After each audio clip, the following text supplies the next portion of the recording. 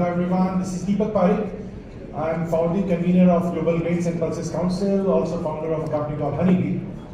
Today we'll be having a very interesting discussion, but before we get into discussion, first of all let me find out how many of you would actually get some value out of this discussion. So can you raise your hands, how many of you are directly dealing in agri-business, selling inputs, buying commodities, doing food processing? Can you raise your hands? Okay, so that makes 30%. So 70% they'll be sitting idle. Okay, so let's go to the next question. How many of you consume food? Sir, you don't eat? Oh, no, because you look healthy. So that's great. That means anybody who eats food, you will gain something out of this discussion. The discussion is about very important topic, and for past few days we have been talking about food, agriculture, climate, and all things together, including financing, the innovation. What I've done is that I'm trying to summarize everything which we did in past 4 days in our presentation. Why? Because food security, all of you, as you rightly said, eat food. So food security is very important. At the same time, if agriculture is not sustainable, your next generation is not going to get food. That's the problem. Why? We need far more food by 2050 than what we are producing today. We are already seeing impact of climate change. We are seeing that temperature across multiple regions in the world, which are the food producers, the food bowl of the world, whether we talk about Ukraine, India, we talk about Bangladesh, we are seeing that impact of climate change is humongous. So on one side we need more food, on the other side we are having environment which is not helping us to produce more food. And third, most important, as we grow, we had a session on nutrition. We want to have food which is more nutritious. And sir asked about sugar. Yes, we want less of sugar and more of milk. But more of milk means more of resources. Now that's the problem. Now how do we solve those problems? That is what I would try to do in next 42 minutes. So now let's understand the dynamics. The dynamics are very simple. Population is increasing. We would be close to 9.7 billion people by 2050. And as I said, all of us are growing in our lives. The money you are making 10 years back, you are making more. And the beauty is that those living in Africa, Southeast Asia, and Latin America are the people who would be driving the economy forward. That means they'll be coming out from the least development status to mid-income economies. Now when you have more money, you eat better. That's simple calculation. So it means the food habits would change. People would like to eat food which is healthier. Now food and wellness are also connected. So again, we need more secondary or tertiary type of processing. So we need more food resources or agriculture produced. Now we have to also understand that with this growing population and the change in the food habits, by 2050 we need 50% more food or agriculture commodities which we are producing today. Now if we see that overall, if you go by 2.5 to 3% economic growth by 2050, we need humongous amount of food because people would have more disposable income. At the same time, we are also seeing that the nominal nutrient value in our food is increasing. Now, what is nominal value? Nominal value is exactly what you need. So in 2011-12, out of the actual nutrients we required, we were only having 69% of that in our food. Now, coming to 2019-20, we were having 22% deficiency only, so we improved. Now, when we talk about 2033-34, it will further improve to only deficiency of 18%. Now, what does that mean? That means we need by 2050 close to 3.4 to 3.6 billion metric tons of cereals, 170 to 180 million metric tons of pulses, 3.2 to 3.6 billion metric tons of fruits and vegetables, oilseed is 1.2 to 1.3 billion metric tons, and similarly milk 1.4 to 1.5 billion metric tons. Now I'll ask a very simple question. How many of you know something about millets? Can you raise your hands? Not many. Millets is one of the most nutritious agriculture commodity produced, most resilient, and that's why you find that in some part of the world where they are not having access to fertilizers, pesticides, all the thing which was given to you as a gift by Green Revolution does not exist. They grow millets. So millet is also, we are talking about close to 100 to 115 million metric tons. That's good part of it. And if you are not consuming millets, please do consume. Now, one very important aspect which we need to also understand is that, can you raise your hand that how many of you believe, first listen to the question, then raise your hands. How many of you believe that climate change is one of the bigger disruptor for food security for us? If yes, raise your left hand. And how many of you think that it is the human beings whose policies are ensuring that we are moving in the direction of not being food secure? So can you raise your hands? Left for climate, right for human ingenuity. So far more people think human beings are stupid people. We are not a very intelligent race. Right? When we know that climate is a problem, then actually only the left hand should go up, because right hand we should believe in our own intelligence. But I would like to tell you, human beings are the most resilient species in the world. We have gone through all the pains, problems. COVID is the best example. We are still here, alive, without masks. That say that we are resilient. I know we lost a lot of people. I'm sorry for that. But still, we are in this room. That shows that actually we always, when we see a problem, we are able to take care of that problem and solve that problem. And believe me, food security is not that big problem which we cannot solve by being more innovative. Now let's see some of these numbers. I know they are scary. So I believe that actually fear and hope, only two things can change human beings. And we need to change now. So I am putting both. First the fear, that we'll talk about the hope. So 2 billion people suffer from micronutrient deficiency, and 2 billion people are obese like me. So actually, if we just balance, those who are not sufficient to eat and the people like me who eat too much, we'll still have the problem solved. So this is a very interesting part, where actually like 2 billion people eat too much and 2 billion people eat very little. We can balance now. 800 million people. Now this is very important. We have been talking about in multiple sessions about livelihoods. Farmers, or those who are directly indirectly connected with agriculture, they are very important because they produce food for us. How many of you believe that actually without farmers you won't survive? Can you raise your hands? I'm giving a good exercise, and I can see that 70% of people are overweight like me. So it's a good exercise for you. So don't be shy of raising your hands. How many of you think farmer is the most important professional in our lives? Can you raise your hands?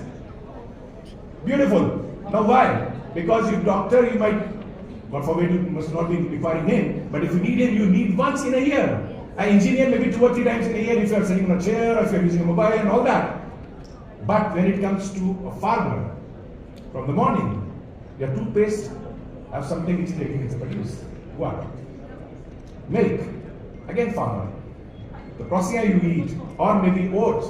Again farmer. Your lunch, your dinner, your last coffee of the day, or milk. Some of the guys drink milk, and if you do drink milk in the night, please drink it with turmeric. Now they call it turmeric latte, and it's very, very healthy, and it builds up your immunity. So I'll keep on adding these small things which will also enhance your lifestyle. So again, coming back, farmer is the most important people, and we are having 800 million of them, and they live below poverty line. So the most important person in your lives is having trouble feeding his own family. Now when we talk about the climate, agriculture is both the victim and the culprit. So 30% of greenhouse gases is because of agriculture, and you'll be surprised to know, nobody even talk about it. In COP28 Dubai, first time agriculture was the part of discussion on climate change. And the only 4% of financing for climate resilience goes in agriculture. Rest goes in all fancy things. Something which is impacting 30% of GHGs is just getting 4% of financing. That's a problem we need to solve. And then, food also withdraws 70% of groundwater in the world. If you don't rectify the problems of agriculture, the problem would be that you have to decide, should I drink water or should I eat food? We have to solve that problem as well. And now coming back to the farmers, 500 million of them, they produce 80% of the food consumed in the global south, that is the developing world. Africa, Asia, Latin America. So that is the importance of why we need to change our current food system. We need to do it. Now climate change, again there has been a lot of talk about it, but I'll just put it in very simple. I'll give you an example of India because where I live, right? We have seen that there is a 0.6 degree increase in the temperature, and because of that, for past 3 years, our wheat production has gone down by between 20 to 15%. And if India comes to the market for import, you know, many of you would be trading the commodity, right? Market just shoots up. And we don't want that type of volatility. In fact, after multiple decades, we have found that the volatility in wheat this year in India has been highest. So these challenges we need to take care of, and believe me, climate change is here. I know there is a president, a great man who believes there is no climate change and everything is hoax, but I disagree with him. Now coming to the agriculture ecosystem. Now to solve this, we need to take care of the ecosystem itself. Now what is the ecosystem? 30 years, 40 years back, ecosystem was very simple. There was a farmer, there was a trader, and there was a consumer. Now we are having so much of dynamics. If you see, we are having the bank and financial institution who gives credit, whether to farmer, to the trader. Then we are having input companies who sold Green Revolution, then they sold GMO seeds, then they sold pesticide. So there is a big industry there as well. And then we are having a lot of cooperatives, societies, self-help groups. Now, edtech companies. Now, they are very interesting, they've been talked about only for past 6, 7 or 8 years. But the agriculture technology has always been evolving. And now we give it a tech, right? That's new thing because the investment is coming, VCs are interested. And similarly, I will not go to each of them, but there are so many of them. But center of everyone, if they are having heart at the right place, we should be able to grow more food per crop, per dollar, per acre. Everybody who is working in agriculture, if he is having his heart at the right place, that would be his agenda. Unfortunately, not all have heart at the right place. Now let's understand that actually I've talked about the challenges, I've talked about the problems. Now let us also do a small one more, audience intelligence. How many of you would be okay to have some chemical residues in your food? Please raise your hands. How many of you believe that there is a chemical residue in your food? Please raise your hands. So that's again, human beings are so intelligent, all knows that they should not have chemical in their food, but everybody knows there is a chemical in your hand. Now next question. How many of you would be ready to pay 10% more for your food if you know there is no chemical traces in your food? Can you raise your hands? Sir, you are okay to have chemicals? No? No, because your hand was down, I thought are you working for a fertilizer company? No, okay, he's not. Good. So now coming back, how many of you would pay 20% premium? Can you raise your hand? Okay, not much change. So I'm assuming we are ready to pay a little bit more, right? If we are sure about there is no chemical in our food. How to achieve that? Well, that's where the digitization, the first part of the jigsaw comes in. Digital technologies enable you to do agriculture in precise manner.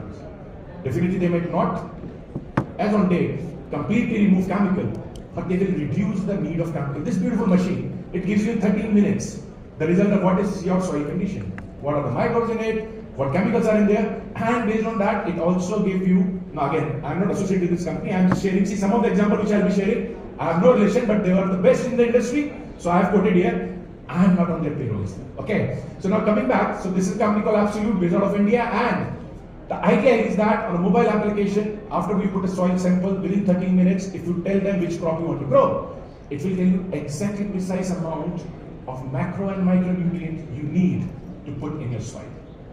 That reduces the pour of chemicals.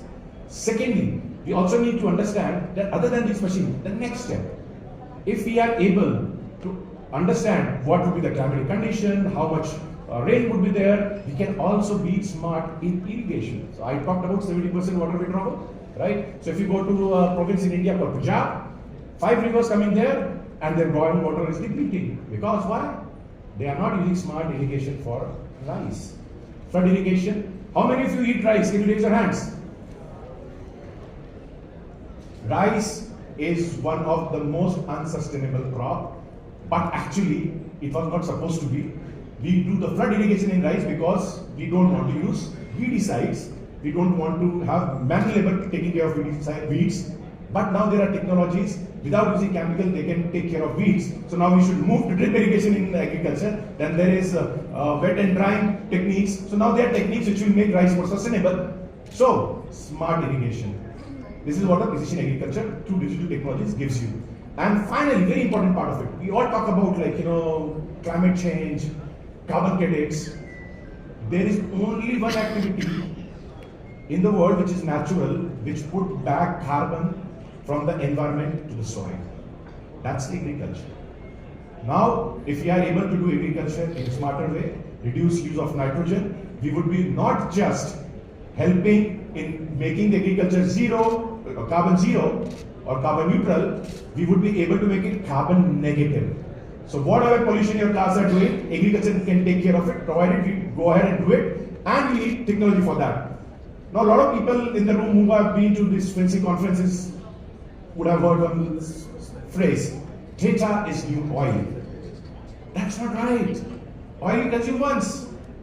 Data is new soil.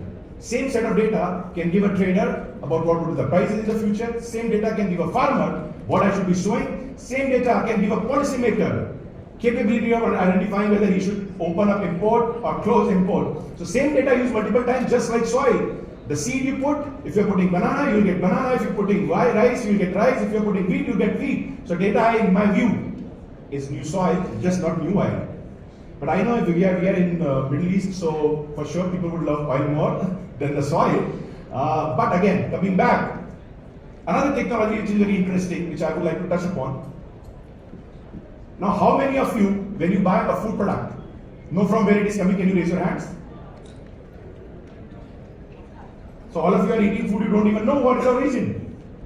I'm selling you an avocado, saying it's a Mexican one, costing you $3 a piece, sir. It's coming from Kenya. Only a supermarket puts Mexican avocado and UAE. Right? How many of you know that exactly whether a child labor was used in cultivating the cocoa you have been having in your chocolate? Can you raise your hands? I know about it. Your questions is little bit confusing us. You have to be so clear so we can answer. Okay, so I'll ask you, when you eat your chocolate, yes, do you know if there was a child labor used in production of the cocoa beans from which the chocolate has come? Yeah, do we know? Yes, we know. You know the origin now? I know that there is a problem of the. So I'm just, what I'm saying that I'll start with the fear and then with the hope. Okay, now I understand. Right. So the fear is that for both the question, we don't know the origin of our food is coming from. We don't know whether actually it is being grown in a sustainable manner without impacting negatively the society. And we are not that heartless. We would love to know about it. And that is where the blockchain comes in. Now, blockchain is nothing, but actually it is decentralization of trust. When you put data on where the product was produced, where it was harvested, how much chemical has gone into it, who have done the production, the origin of it, you clearly know what is there in your food. With just a small scan of your QR code, which we have all been doing to connect with each other, beautifully done by Gulfood, in connecting people, like you don't need to have the visiting card, you just click and you know who this guy is. Similarly, with a click of a button, you'll know what you are eating. That's the beauty of blockchain. And this is also very important technology when we come to the trade. Now, one of the problems with trade is, how do I sell to this gentleman who is sitting in front of him, because I have not ever dealt with him, I don't know who he is. I cannot trust. Now, if we are having a provenance, blockchain-based ledger where all the people are involved in the trade, validate each other, then I don't care from where you come, sir, but I'll still be able to deal with you. This will give better access to our farmers, more markets, more trusted environment, and less defaults, and making the agriculture trade more resilient. So this is what the capability of blockchain. I'm not gonna go further into it. There are multiple use cases. One of the use cases is that actually within 2.2 minutes, Walmart was able to remove E. coli infested food product from their shelf with exact batch numbers. Now, without blockchain, it would have taken you at least 45 days to even know which product are having infestation. So that's the beauty of blockchain. It gives you food safety, it gives you food security, it gives you trusted environment to engage in it. The next technology, again, very important one, remote sensing. Now, why we need remote sensing, right? So I always say that seed to space. Agriculture has moved just from seed, now it has gone all the way to space. Because when we talked about precision agriculture, when we talk about blockchain, you need humongous amount of data. Now, how to physically collect that data is very difficult. Now, if I ask a farmer that not just sowing seed, he has to go and sow the sensor also, it would not be that easy for him. But then there are eyes up there which are known as satellites. Now, they are having different type of sensors which are able to read what's there on the ground. We are having different type of sensors which are able to give you thermal, vegetative indexes, and based on all of that, you are able to exactly identify what is the acreage. So if I'm a policymaker, I can understand, should my farmer grow more or less, or do I need to import or not? Similarly, farmer on per pixel basis, you are able to tell him which part of their farm there is a problem. So you don't go just spray like anybody else, where I just go and spray the pesticide. You know exactly which part of your farm is having infestation or the start of the infestation, and then you spray. This is also very important in some of the crops. So I was talking about sugar. Sugar doesn't come from a production factory. Sugar comes from sugar cane. And how many of you see sugar cane fields physically or even on the internet or on the TV? So just to enter it, it's very difficult, right? Now, if in the middle of it there is an infestation, when I harvest, I'll come to know there was an infestation and my 30% of crop is gone. There is financial losses to the farmer. Now, if you are using satellite, you are able to identify just when the infestation starts, based on the NDVIs, that there is a problem somewhere, and then you can send the agronomist in, you can find out what's the problem and find a solution, and hence saving the crop, not just for the farmer, but all of us, because if less crop, higher price of sugar, and we don't want at least sugar to be costly, right? How many of you consume sugar? Can you raise your hands? So there is saying sugar is far more addictive than actually the drugs. It triggers a hormone in your mind which actually gives you happiness. So I also love sugar. That's why you can see how healthy I am, right? So but sugar is not very environmentally friendly, as well as at the same time not very healthy crop, especially for those who doesn't burn too much of carbohydrates. I don't want you to be on treadmill, right? So consume less of sugar. Definitely 20% of your treadmill run would be reduced. Now coming back to the second part. Now satellite is not always able to give you all the picture clearly. For example, you are having some of the crops which are having canopies. Then there are some of the crops which actually typically grow below the soil. For them to having just an NDVI index from satellite is not going to help. Now what do you do there? This is where the drones comes in. Now drones are your sky lower than the satellite and above or wider than the human being they can see. So same sensors which are being used on satellites with modification, those sensors can be deployed on drones, and that will give you a good clear picture about exactly what your crop health is. I'll just give an example. I was in Indonesia and there are a lot of palm oil plantation there, and with the heat sensing drone, they were able to find that actually there is stem borer and a large, I think about 10,000 hectare plantation, which was safe because stem borer is having this habit of jumping from one tree to another and eventually killing over plantation. So there was a lot of saving because of the drone-based technology, which was able to identify the challenges, even which was not that time easily identifiable by human eyes. We cannot see through the plant and see, but all the pests, they have their heat signatures, so you'll be able to find that there is a pest inside. Now last but not least, in remote sensing, there is a light detection and ranging. Now this is a technology that's predominantly used for mines. It was used for urban planning, but now it is also used in agriculture. Why? Because it gives you 3-degree visualization of your farm. So there are a lot of, for example, apple farms, right? It depends on height, it depends on age, your yields and productivity. So when you use LiDAR, you are able to actually have 3-degree analysis, and based on that you can come with what are the yields and is my crop growing properly or not. Because every year actually there should be 3 to 4 centimeter increase in the plant, otherwise your orchids are not healthy. Now it is very difficult for a human being every year, recall, okay, 30th September, was it this height or this height? No, I don't know. So actually you come to know after 3 years that actually no, it was not growing. But when you use LiDAR technology, you are able to detect it, right? Every season, that is your plant doing well, is it healthy or not? Now this is very interesting part of it, the AI and machine learning. How many of you think that the humanity would be changed because of artificial intelligence? Can you please raise your hands? Okay, so all of us believe that AI would change our lives. How many of you think that AI will change lives of farmers? Can you raise your hands? Still quite a lot. Many of you don't believe. So why do you think that AI would not impact farmers? It impact you and me, why not farmers? Both of you are not raising your hand, that's why. You are having something in hand, okay. So, but you believe that AI will change farmers' life also. That's good. So yes, Just like you and me, AI can change lives of farmers as well. But the problem is that, as I was telling you, substantial number of farmers are small and marginal farmers. It is very difficult for them to pay for these technologies and enhance, improve their lives. And many of us, while in the room, we are raising our hands saying that actually we would be happy to eat healthier food.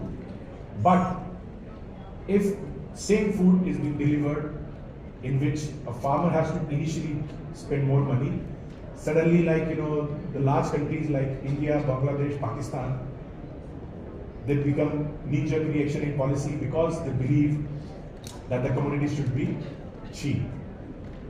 And this is where what happens is that the sufficient amount of money doesn't go to the farmer for enhancing their overall technical usage. And this is, as a society, we need to think that are we working sufficiently for those who are most important, the farmers? Suddenly, if the purchase price increased by 5%, there would be restrictions across the globe, right, on trying to keep the price low. At the same time, we are okay to waste humongous amount of food, which is 1.2 billion tons. That is the amount of food we waste. We eat half of it, even if we are full, we'll take more helping and then we waste it. But when it comes to a little bit increase in the price, right, the inflationary pressure will make governments across the globe, specifically in Global South, act in a way where it is not pro-farmers.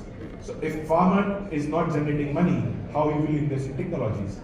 So the reason the farmers are not being able to get the value or benefit of digital technologies like artificial intelligence, machine learning, is that because they are not able to pay for it.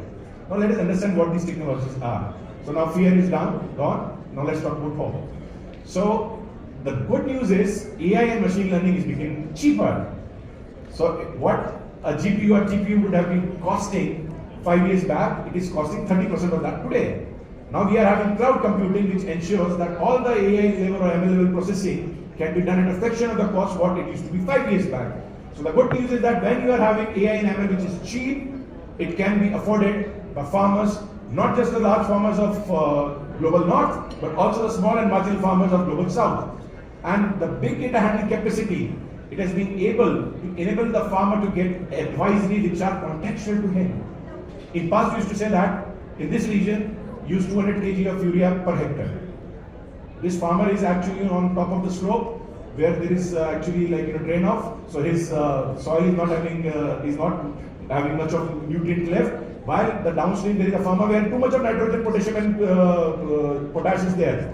But for both of them, we give one advisory. Now, with the analysis of each farm, we are able to give very specific advisory to the farmer. So that beauty of big data analytics. We can also do a lot of yield predictions. Now, yield prediction is one of the elephant in the room because until unless you know how much you are producing, how you will plan the logistic, the storage, the import-export policy, and also from where what will move. Is India is going to export rice? How much? You don't know because your yield estimation are not estimation, they are guesstimation. Few people will sit on the paper and say, okay, this year heat is a little bit high, rainfall was okay, acreages looks same. Maybe we'll have crop equal to last year. That's a guesstimate, that's not an estimate. Then we do crop cutting experiment, which is just 0.001% of total cultivated land. And based on that, we do simulation, multiply it with total acreage and say that yes, this is the yield. Now these are very off data. They are not even at the level of outliers. They should be totally discarded. But yes, using AI and machine learning technologies, we are better in predicting the yields because through remote sensing, you know the acreage, and based on all other parameters, put it into a good machine learning algorithm, you would be able to find out what is the actual yields. And then yield is also connected predominantly to different type of indices, which all can be used. And last but not the least, very important part of it, the machine learning models have also evolved. We have seen how the DeepSeek was able to disrupt, right, multi-billion-dollar companies like ChatGPT of the world. Somebody in 7 million is delivering which costed $7 billion.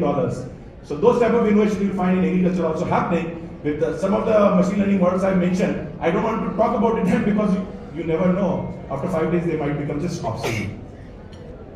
Now from machine learning, let's go a little bit deeper. Now this is going to be very interesting for a lot of you who deal in agriculture commodities. The prices. Money is not made by helping farmers. Money is not made by creating beautiful product. Money is made in agriculture sector by knowing when the prices are going to go up. The deals which are happening on seaport, deals which are happening in Malaysian bourses on palm oil will tell you that the concentration of money is in commodity and the speculation is the norm. And those who are able to read the market well, they'll make more money. And this is where comes the deep learning. Now, deep learning go to a step further because deep learning is nothing, but it is just like artificial brains all connected to each other. There are different layers. They act just like a neuron. So if I can teach you something, I can teach the machine the same, and I can teach it faster than human beings because human beings need rest. They are having the capacity constraint. Machines doesn't have those constraints.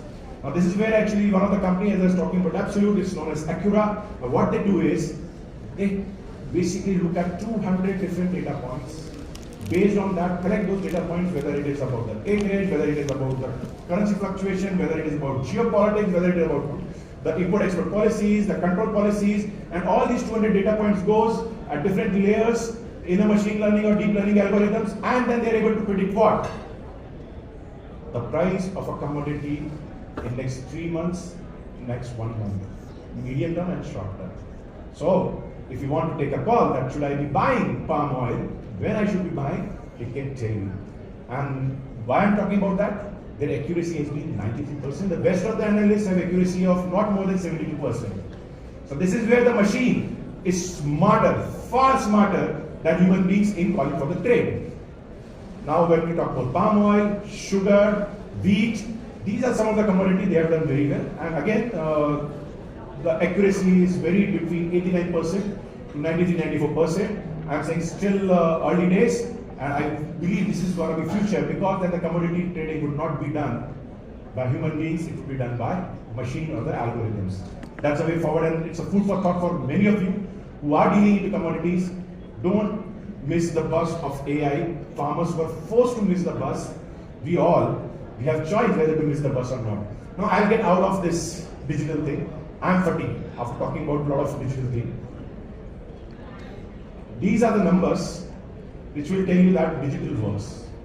So this is one of the projects I was involved in a place called Sabarkantha in Gujarat. We have done multiple projects. I've been doing it for past 10 years across more than 30 countries. But this was very close to my heart because in 5 years it was able to increase the productivity of potato by 51%, profitability by 108%. So we double the profitability of the farmer, and it is actually mapped to the inflation. So it's not that an inflation increase, that's why their profitability also increased. It is mapped to the inflation, and cost reduced by 58%. So actually potato and groundnut, it worked well. In fact, we have done multiple commodities, but this was, I'm saying that the highest numbers, so you always show the best part, right? So there is a huge possibility of digital technology helping. Now coming to biotechnology. Now in biotechnology, actually I'll talk about two key trends. One is typically, which is known as CRISPR-Cas, and other is biological. Now, let us ask, how many of you are okay to eat food which is genetically modified? Can you raise your hands? Nobody wants to eat food which is genetically modified. Good. Because we don't know the implication. In genetic modification, what happens is that there are alien DNA which actually are there. So for example, in my DNA, if somebody comes and put a DNA of my friend from Africa, I don't know what I will end up with, right? Then I have to do a lot of trials and testing because there is an alien DNA. The beauty of CRISPR-Cas is that actually it is nothing but it is genetic engineering, which gives you option. What is the option? Option is that do you want an alien DNA to be part of the DNA, or you just want to change or modify the DNA itself, just like we, human beings, we reproduce, right? So if you see that there is a little bit modification in our next generation, right? Definitely my wife, if she is also Indian, I am also Indian, my son is not going to look like African, right? If he does, then actually there will be a lot of other questions, right? It would not be a question about, right, the DNA, it would be many different type of questions. But coming back, that is what can also happen in crop, which is known as SDN1 and SDN2. Two type of genetic editing in which what you do, same native DNA, you just actually make a specific part of the DNA inactive. Now that part is water guzzling part of the DNA. So what you do is that you reduce the need of water by 50%. there was a part of the DNA which would say that I need more nitrogen. And suddenly what you do is that you again ensure that it is not active and it will take care of reduction of need of nitrogen. Larger flowers, right type of milking, and at the same time also more nutrient. What part of your crop DNA is related to the nutrient, you can trigger it. But there is no alien DNA. Now some of the progressive countries like India, they have considered SDN1 and SDN2, two type of genetic editing as non-GMO. The third one, SDN3, that is risky. Why that is risky? Because then I can slice and dice and add to DNA and I can create a monster out of it. Right? So I'm for CRISPR-Cas based genetic editing, SDN1 and SDN2. In fact, I was also working very closely with the government of India pushing the case of SDN1 and 2 while saying, please don't even touch SDN3 because as many of the people you have not raised your hand for GMO, if you are not comfortable with GMO, believe me, don't eat anything which says that it is being produced by SDN3 because you might be then consuming a monster, right? And those who consume monster become monsters, so let's not do that. But yes, CRISPR-Cas is a beautiful technology which will enhance our productivity going forward. Now the last part of the technology I want to talk about is biologicals. The beauty of nature is that it creates the problems and creates the solutions themselves. So nature gives us our own solution. I'll just give you one example. In 1960s, it was the cow dung was the only manure used by farmers in global south. In Asia, if you see that actually it was cow or buffalo dung or animal waste which was used for typically the fertigation. Then we intelligently went to the farmer and said that no, want to grow more fertilizer. Then we said because you use fertilizer, we don't know how much you need to use it, you go for monocropping. So we also give them the seed. Once we give them seed, monocropping, fertilizer, immunity was low, pest attack happened, then we said that we give you pesticide. Now because you are also given pesticide, spraying it is not very healthy for human beings, then we give them the tractors. Now we have kept on giving him everything. Now beautifully, the Europe comes and say that no, this was the wrong way. You have to do regenerative agriculture. No tilling. You only told them to till. 1960s farmers were actually doing the same. No tilling, no fertilizer, no pesticide, biodiversity. Now we, in 2024, go back to farmers and say that hey, we were wrong for so many years. Please do regenerative agriculture to save the world. Now this is why I'm saying that yes, we were wrong. We have to appreciate that we are agreeing that we are wrong. And now we have to go back to biological. So again, there are a lot of nutrients available. I'll give you an example of India, 300 million cows in buffaloes. Every cow in buffalo gives you close to 20 kgs of cow dung every day. And if you use it, you'll have 3 times of the total fertilizer requirement of whole of India.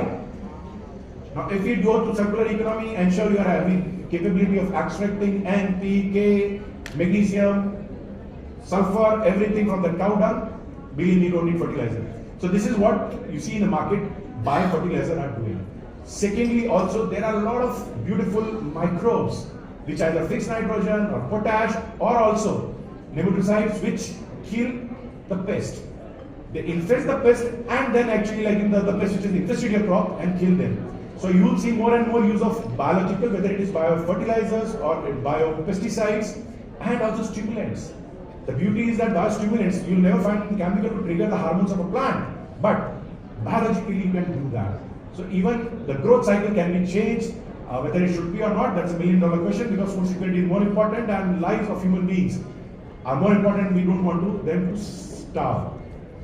With that, I request all of you please look at the food which you are eating, be careful about it, and whenever you eat your food, I know you cannot do much directly for the farmer, but at least you can pray for them. So thank a farmer whenever you eat something. Thank you. I'm one of the questions.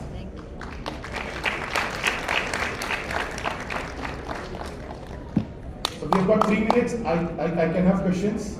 Okay. I don't see any hand. That means I was very smart in explaining everything, or I was too dumb not to be able to explain anything. Okay. Yes, sir. Please. So do we have technology by which we can add some vitamins to the rice or value addition to the rice?